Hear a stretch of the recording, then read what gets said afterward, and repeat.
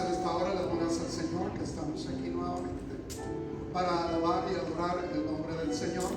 Voy a invitarle en esta hora para que, así como usted está de pie, abra su Biblia en el libro del profeta Isaías, en el capítulo 6, del versículo 1 al versículo 8. Vamos a estar dándole lectura a estos versículos de la Escritura.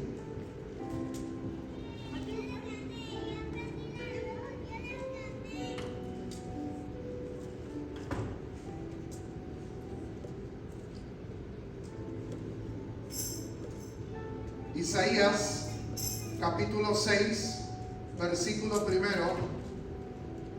al versículo 8.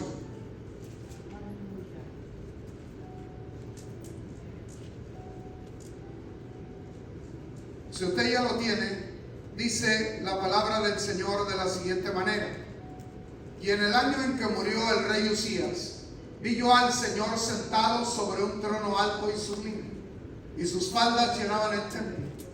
Por encima de él había serafines, cada uno tenía 6 alas, con 2 cubrían sus rostros, con 2 cubrían sus pies, y con 2 volaban, y el uno al otro daba voces diciendo: Santo, Santo, Santo, Jehová de los ejércitos, toda la tierra está llena de su gloria. Y los quiciales de las puertas se estremecieron con la voz del que clamaba, y la casa se llenó de humo. Entonces dijo: ay de mí, que soy muerto, porque siendo hombre inmundo de labios, y habitando en medio de pueblo que tiene labios inmundos, han visto mis ojos al Rey Jehová de los ejércitos. Y voló hacia mí uno de los serafines, teniendo en su mano un carbón encendido, tomado del altar con unas tenazas, y tocando con él sobre mi boca, dijo: he aquí, esto tocó tus labios, y es quitada tu culpa, y es limpio tu pecado. Después oí la voz del Señor que decía: ¿a quién enviaré? ¿Y quién irá por nosotros? Entonces respondí yo: heme aquí, envíame a mí. Inclina su rostro, oremos al Señor. Bendito Padre Celestial, en esta hora, Señor, estamos delante de tu presencia y te rogamos, Señor, que hables a nuestro corazón por tu palabra, que tu palabra sea viva, sea eficaz, sea penetrante, quede grabada en la mente, en el corazón de tu pueblo. Ayúdanos, Señor, para ser oidores y hacedores de tu palabra, en el nombre de Jesús. Amén. Pueden ocupar sus lugares. No se sabe a ciencia cierta si la visión del profeta Isaías del capítulo 6 la tuvo en el principio de su ministerio, o si ya tenía algún tiempo sirviendo en el ministerio. La opinión de los eruditos de la Biblia está dividida. Unos dicen que fue en esta ocasión en que Isaías fue llamado al ministerio profético, y que el capítulo 6 debería de estar al principio del libro. Otros son de una opinión diferente, de que ya Isaías tenía un tiempo como profeta, y que esta visión fue un llamamiento más específico. Isaías tendría aproximadamente alrededor de unos 25 años de edad cuando tuvo esta visión extraordinaria de la gloria de Dios. Isaías fue uno de los profetas bien preparados. También la tradición nos dice, la tradición judía del Talmud nos dice acerca del profeta Isaías, que fue aserrado por el rey Manasés. Quizás hay una referencia a él en Hebreos capítulo 13, verso 37, que nos dice: fueron apedreados, aserrados, puestos a prueba, muertos a filo de espada. Consideremos nosotros en esta hora la visión del profeta Isaías. En el año en que murió el rey Usías, dice: vi yo al Señor sentado sobre un trono alto y sublime, y sus faldas llenaban el templo. La mayoría de los comentaristas bíblicos creen que Isaías se encontraba en el templo adorando a Dios cuando tuvo lugar esta tremenda visión, que el joven profeta se encontraba en una devota oración, cuando en forma inesperada, repentina, desapareció de su vista el templo, desapareció de su vista los levitas, los sacerdotes, los sacrificios, el mobiliario del templo, y de pronto comenzó a ver un trono alto y sublime, y sobre él al Señor en toda su gloria. Fue esta una experiencia inolvidable, fue una experiencia imborrable, fue algo impresionante que determinó el rumbo de la vida del profeta. Son experiencias espirituales que marcan para siempre la vida de una persona. Oiga, eso marcó su vida y su ministerio profético. La escritura nos dice que él de pronto comenzó a ver el trono del Señor. Pero hay algo muy importante, y es que Dios se manifiesta y Dios se revela de una manera extraordinaria a la persona, pero no es por casualidad, no es sencillamente por suerte, no es sencillamente algo de lo que en realidad no había manera de esperar. Cuando Dios se revela a alguien es porque la persona lo está buscando. Dios no se revela al que no lo busca. Dios no se manifiesta a aquel que no está buscándolo. ¿Dónde estaba el profeta? No estaba en su casa, no estaba perdiendo el tiempo, no estaba ocupado en pasatiempos. El profeta estaba en el templo. Quiere decir que fue a adorar a Dios, que fue a estar en comunión con Dios. Y cuando el profeta le estaba buscando, fue cuando tuvo esta visión. No fue una casualidad, porque Dios no se revela ni se manifiesta por casualidad. Dios se va a revelar y a mostrar a aquel que está interesado en Él, y el interés que tiene en Él lo muestra por su dedicación, por su entrega, por su búsqueda de Dios. Quiere decir que si nosotros venimos al templo, a la casa de Dios, y le estamos buscando continuamente, Dios se va a revelar, Dios se va a manifestar. Vamos a tener una experiencia imborrable en nuestra vida, porque quien le busca, le halla. El Señor claramente dice que el que pide, recibe, y el que busca, halla. De manera que si lo buscamos, lo vamos a encontrar. Si no lo buscamos, entonces nunca podremos encontrarlo. En la Escritura tenemos más ejemplos de cómo Dios se reveló, se manifestó, habló a otras personas, pero porque también le buscaron. La Escritura nos habla de Moisés en Hebreos, en el capítulo 11, en el verso 24 al 26, nos dice la Escritura: hecho ya grande, rehusó llamarse hijo de la hija de Faraón. Escogió antes ser maltratado con el pueblo de Dios que gozar de los deleites temporales del pecado, teniendo por mayores riquezas el vituperio de Cristo que las riquezas de los egipcios, que la riqueza de Egipto. Quiere decir que él menospreció todo lo que había en Egipto. Quiere decir que para él era de mayor valor lo de Dios. Por eso es que posteriormente, más tarde, Dios se revela a Moisés en una zarza ardiendo. A veces nosotros pensamos que Dios en su soberanía infinita, y que si es soberanía y si es infinita, Él se reveló a Moisés, pero dando a entender que Moisés nunca realmente había tenido el deseo de buscarlo o de encontrarse con Él. No, la Escritura dice con claridad que Él rehusó los deleites del mundo, rehusó los placeres del mundo, rehusó la riqueza de Egipto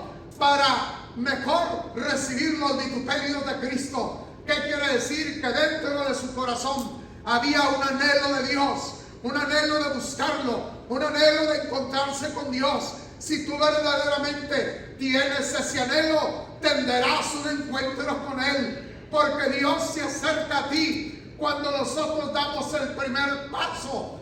Dios espera que des el primer paso. Después de dar el primer paso, Él entonces correrá a ti. Primero, el hijo pródigo dio los primeros pasos caminando en dirección de la casa del padre, y llegó aún cerca de la casa de su padre. Fue entonces cuando su padre lo ve, y cuando lo ve, corre a encontrarse con su hijo. En otras palabras, primero lo buscó y después el padre corrió para encontrarse con él. Buscamos a Dios y Dios corre a nuestro encuentro. Queremos encontrarnos con Él y Dios corre para encontrarse con nosotros. Dios facilita el encuentro, de manera que si Dios se reveló a Moisés en una zarza ardiendo, es porque Moisés tenía el deseo de encontrarse con Él. De Abraham se nos dice en la Escritura, siendo llamado, obedeció para salir al lugar que había recibido como herencia.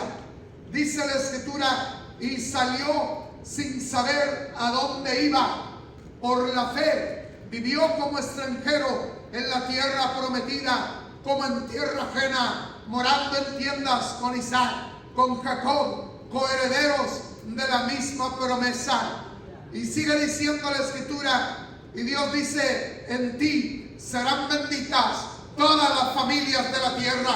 Si fueron benditas en Abraham todas las familias de la tierra, fue porque él estuvo dispuesto a dejarlo todo, a dejar su tierra, a dejar su parentela y ir al lugar donde Dios quería que él fuera, a estar en el lugar donde Dios quería que estuviera. Y es entonces cuando Dios se revela, se manifiesta y le da la promesa a Abraham. Pero cuando él está dispuesto a buscarlo a Dios, de Jacob, nos dice la Escritura, luchó con el ángel toda la noche.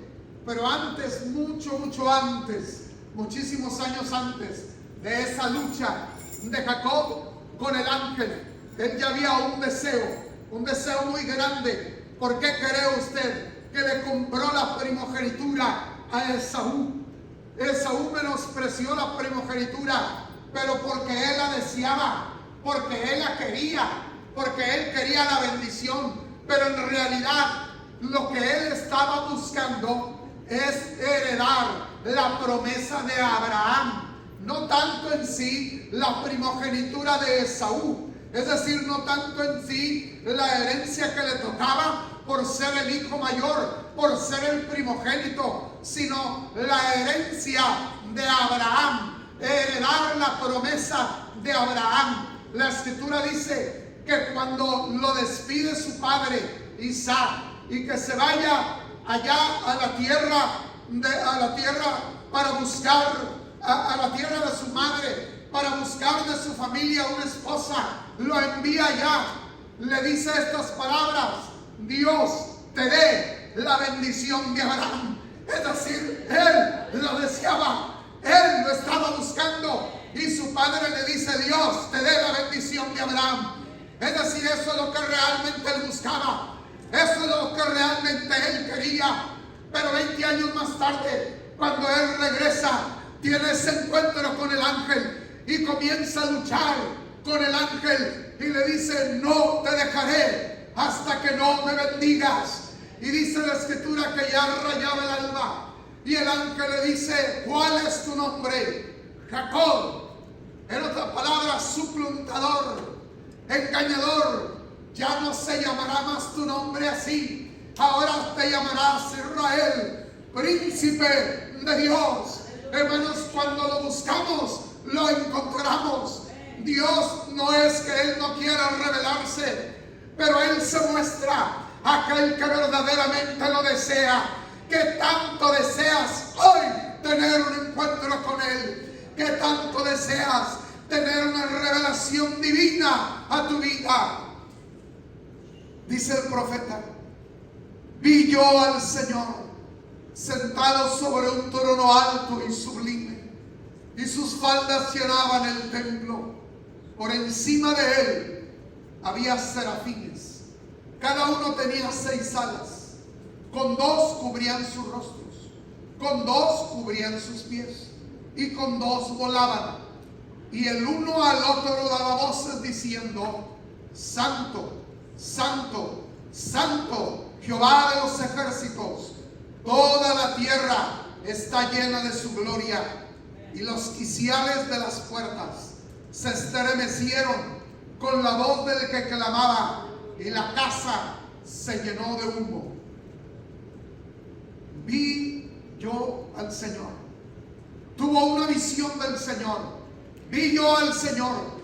Para Isaías, aquella visión había sido tan extraordinaria, tan fuera de lo común, de lo ordinario, que necesitaba usar el mejor lenguaje posible para poder describir aquella revelación, aquella visión que había tenido del Señor en su plena gloria y en su plena majestad. Eso lo obligó a modificar sus valores, a modificar su lenguaje. Cuando tenemos un encuentro con Él, cuando tenemos una revelación de Él, cuando hay una visión divina, oiga, se modifica nuestra vida. Nuestra vida es modificada, es transformada. Nuestros valores son cambiados, son transformados nuestros valores. Y aún nuestro lenguaje, la manera en que hablamos es cambiada, es transformada. Eso vino a cambiar el lenguaje del profeta. Eso vino a cambiar la manera en que él hablaba. Tuvo una visión del Señor y una visión de seres celestiales. Oiga, no es el primero que ha visto a seres celestiales. La escritura dice que Jacob también vio a muchos ángeles, que también vio ángeles, y dice que vio una escalera, que una punta, un extremo estaba en los cielos y otro extremo estaba apoyado en la tierra, y ángeles que subían y bajaban. Es decir, tuvo una visión. Pero la visión de Isaías es todavía más extraordinaria, es todavía más tremenda, es algo más sobrecogedor. Es el único pasaje en la Biblia en que se habla de los serafines. En ningún otro pasaje de la escritura se nos habla de los serafines. Solamente en este pasaje se habla de los serafines, que significa abrasador, que significa encendido. Quiere decir, estaba viendo seres encendidos con fuego abrasador, que estaban en realidad como que estaban ardiendo. Dice, cubrían sus rostros ante la majestad de la presencia divina. La escritura dice que él dijo: vi un trono, en el trono estaba el Señor, lo vio en su gloria, y vio los seres celestiales, los serafines, seres ardientes. Dice que ellos estaban volando por encima de él, estaban ante el trono, estaban ante la gloria y majestad de Dios, estaban ahí ante la presencia. Pero está en su gloria y está en su presencia, que dice que con sus alas ellos cubrían sus rostros. Es decir, para no ver precisamente la misma gloria de Jehová, donde estaba la misma gloria de Dios.